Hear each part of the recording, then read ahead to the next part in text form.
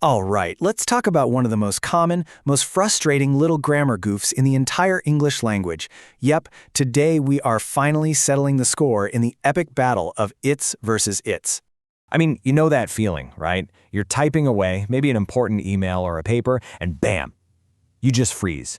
You're staring at your screen, completely paralyzed by that tiny little apostrophe. Does it go there? Does it not? Suddenly all your confidence is just gone. We've all been there, for sure. So, take a look at this. We've got two sentences here that look almost exactly the same.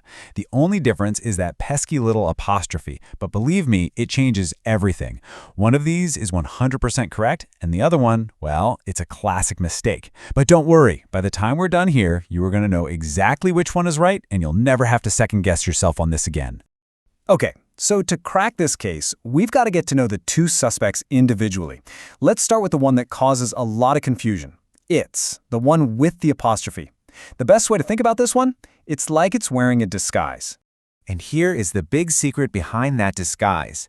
It's is something called a contraction. You know, like how don't is just a shorter way of saying do not. That apostrophe isn't just there for fun, it's basically a placeholder. It's a little signal telling you that a letter has been taken out to squish two words into one.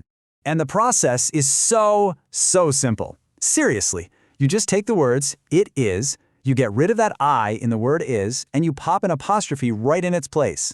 Boom, you get its. That's literally all it is. Every single time you see its with an apostrophe, it is just a shortcut for it is. So let's look at a real-world example. It's a beautiful day for a walk in the park. Now, try swapping it out. Could you say, it is a beautiful day for a walk in the park? Yep, works perfectly. The meaning doesn't change one bit. That is the secret identity of its. It's always it is hiding in plain sight. All right, so we've figured out the contraction. We've unmasked it. Now, let's turn our attention to the other one. It's, the one with no apostrophe. This little word has a totally different job to do. So, what's its job? Simple. It shows ownership. It's what grammarians call a possessive pronoun, which is just a fancy way of saying it tells you that something belongs to, well, an it. It basically answers the question, whose is it? And here's a really cool way to remember this forever. Its belongs to this exclusive little group I like to call the no apostrophe club. Just think about it for a second. When we talk about something belonging to him, we say his, not his. For her, we say hers, not hers. See the pattern? Its plays by the exact same rules. None of these possessive words ever get an apostrophe. Ever. Check out this example. The company announced its quarterly earnings. Ask the question, whose earnings are they? Well, they're the company's earnings. The word its is doing all the work there, showing that those earnings belong to the company. It's just that simple. Okay, so now we know both words and we know what they do, but how do you keep it straight when you're typing fast and not really thinking about it? Well, get ready, because I'm about to share the one-step, foolproof grammar hack that is going to solve this for you for the rest of your life. I'm not kidding. Here it is. This is the whole ballgame, the golden rule. Anytime you're stuck, just try to replace the word in your sentence with it is. If the sentence still makes perfect sense, then you absolutely should use its with the apostrophe. If swapping in it is makes a sentence sound clunky or just plain wrong, the answer is always its. That's it. That's the whole trick. Let's run this test through its paces. Look at the first one. The cat chased blank's tail.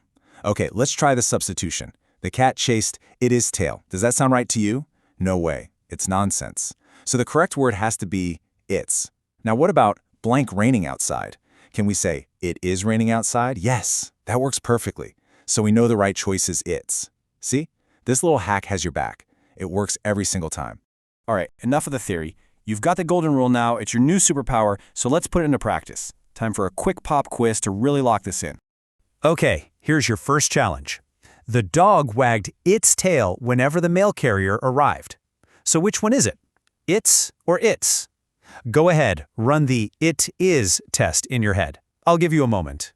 And the correct answer is its, no apostrophe. Why? Because as I'm sure you figured out, the dog wagged it is tail just sounds ridiculous. The tail belongs to the dog, so we need that possessive word its. Nice work. Okay, round two. Ready? Hurry up! Almost time to leave for the airport. Which one fits here? Go on, do the test. And of course, the answer is its, with the apostrophe. The substitution is flawless. It is almost time to leave. It just clicks, right? Once you have this one little trick, this whole grammar problem just disappears. It's not so tough after all. So let's wrap this up with the key takeaways. Number 1, it's, with the apostrophe, is nothing more than a shortcut for it is.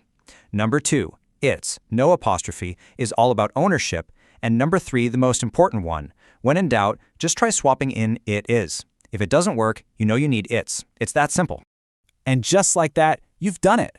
The great it's versus its mystery has been solved once and for all. You've officially taken one of the most common points of grammar confusion and turned it into something you can feel totally confident about. It kind of makes you wonder, right? What other supposedly hard grammar rules out there are just hiding a super simple trick, just waiting for us to find it?